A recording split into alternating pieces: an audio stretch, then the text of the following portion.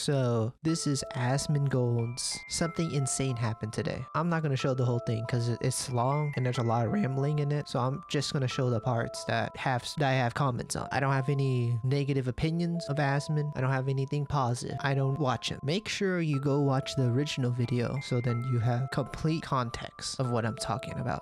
Charlie Kirk has been popularizing it and utilizing it now for many years, and he was even featured in South Park recently because of it. Charlie Kirk definitely is not a super radical right-wing person, but I would say that he's more of the moderate to, kind of extreme right-wing. Very, very, I would say, lukewarm, though, in my opinion, at least especially, and this is where we're going, especially compared to now. He's basically describing who Charlie was, and I don't really know what he's trying to say. It just seems like he's trying to stay in the middle. Like, what is he even saying? He wasn't even close to being a radical. Asmon's trying to play both sides too much. Charlie's actions weren't radical. He sits down and talks to people. His political ideas weren't radical either. They're very ordinary and mainstream. Platforms are full of a bunch of extremist nut jobs that not only should have their accounts banned, but they should probably be put in mental institutions. And I think that now I find it to be kind of interesting taking a step back for a week or so and seeing how many people are coming around to the inevitable reality that this is the only path forward. There are so many people in society now that are just completely unhinged, under-medicated, and really just completely insane. First of all, he's wrong. We've never been more medicated than now. Second, he is right. We can't allow the crazies to roam around in public life. We have to remove them from the streets and place them in a place that can help them and contain them safely.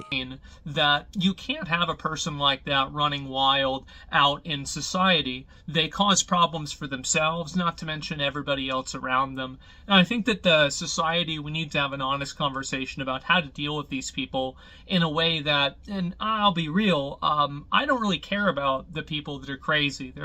Their well-being and the way that, things are for them. Of course, obviously, I wouldn't want it to be bad, but it's certainly not important. What's really important is all of the people who aren't crazy, making sure that people that are not crazy, that are good actors, that are law-abiding citizens, are able to live a life of peace, a life of prosperity, and a life without fear of going on the subway, for example. I disagree. I do care. And because I do, I see letting the crazy, the addict, the homeless roam free on the streets is an evil. Not only is it not good for public life, but it's really not good for the crazy, the addict, the homeless. People want to be nice by letting the crazy decide, by letting the addict stay an addict. It's not nice, it's evil. The good thing to do is to help them. Do what is good. Help the crazy live in public life. Help the addict not be an addict. Help the homeless get back on their feet. What do you do with people that, get arrested 14 times? And it's not even a question, right? You put them in jail and you throw away the key and you compel them to work, and that way you can make the money back from imprisoning them forever. That's the way that you solve that problem. It's very simple, actually. But for some reason, the way that makes people feel has made them unwilling to look at this obvious truth.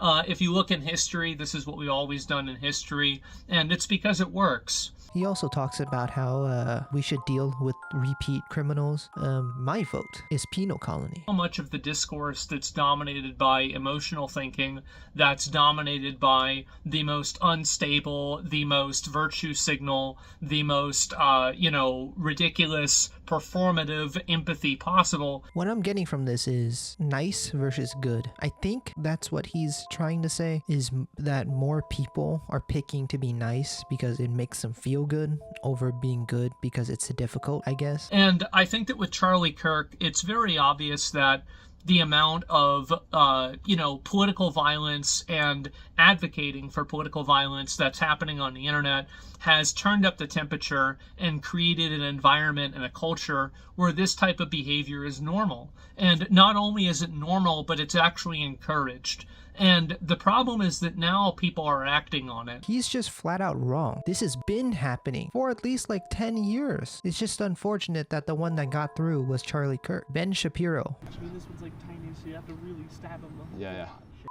Yeah, and like last ditch is gonna be lure them down here. Whoa, whoa, whoa, hold. Luring people to their cars with sawed-off shotguns and handing out knives and shivs.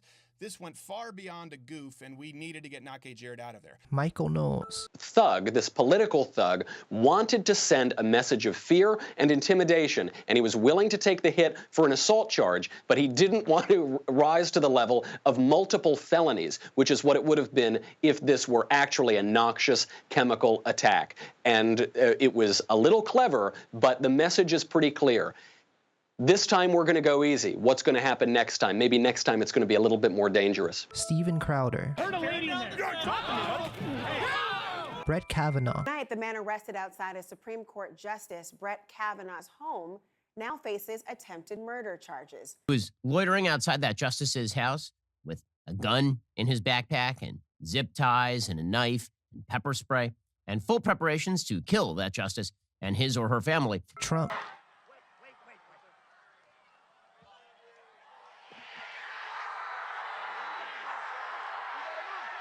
The man charged with trying to assassinate President Trump at his West Palm Beach golf course last year. And many more that we probably don't know about have all had their lives threatened. Not letters or mean messages, but doxing and real people showing up to commit violence with weapons.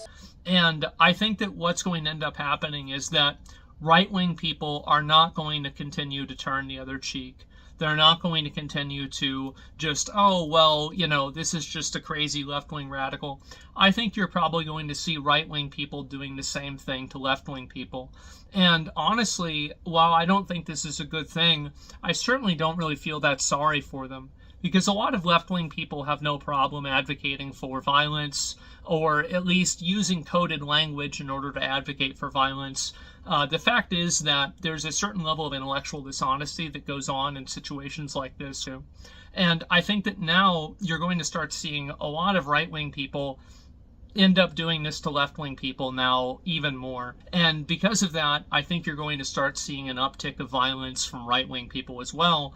And this is going to be, in my opinion, I don't really think the word is justified, because it's not justified, but the word is expected. I think it's going to be expected. What a stupid statement. Literally, the right has done nothing before. January 6th, people's lives ruined. People committed suicide. What revenge did the right get? None. What about the Portland man that was shot in the back of the head for wearing a MAGA hat? What revenge then? J. Danielson was not a radical. He was not a racist. And he was not a fascist. He was not an inciter or an instigator. What about the people that repeatedly called the right far right, fascist, not the Z's? What revenge happened then? Nothing. Nothing happened. So tell me, Mr. Gold, who would this violence be targeted at? And what evidence or track record do you have to make such an insulting claim that because of Charlie Kirk's assassination, the right will turn into a bunch of mongrels? And ultimately, the real burden of responsibility here doesn't really fall on influencers, and I don't think that it falls even on the commenters themselves. I think it falls primarily on the government.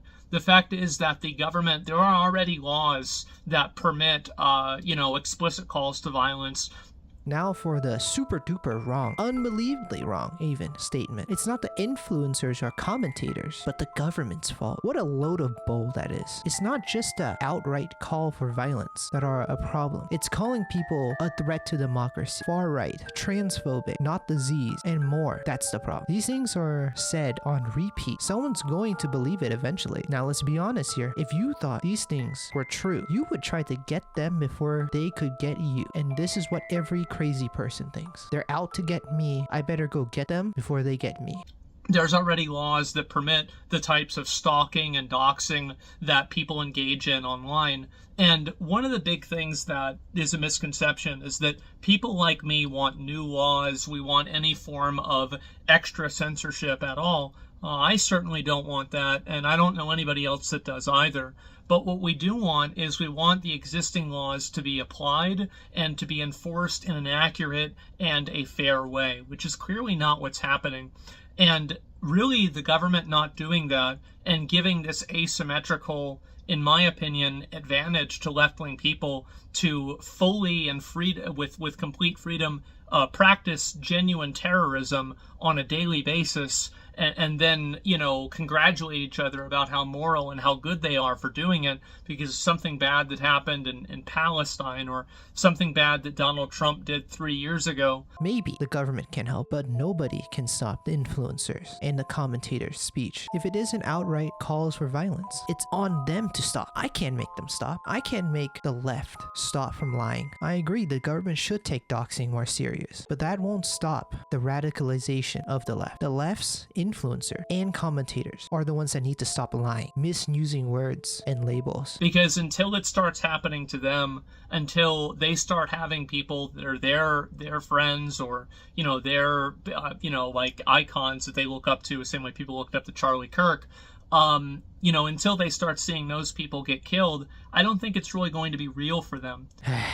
I can't get over how insulting it is. He keeps insisting that the leftist leaders and leftists in general are going to be assassinated by the average right-winger that would be mad about the assassination of Charlie Kirk. So after that last clip, he kind of just keeps rambling on. So to Mr. Gold, the left, the right, we on the right don't need violence to win. All we need is to stay on the same side as the triune God and our words. To the left, we will destroy your ideas with ours because we have the truth. And to the right, arm yourselves to defend your life and arm yourself with knowledge to fight for your ideals. Okay, bye.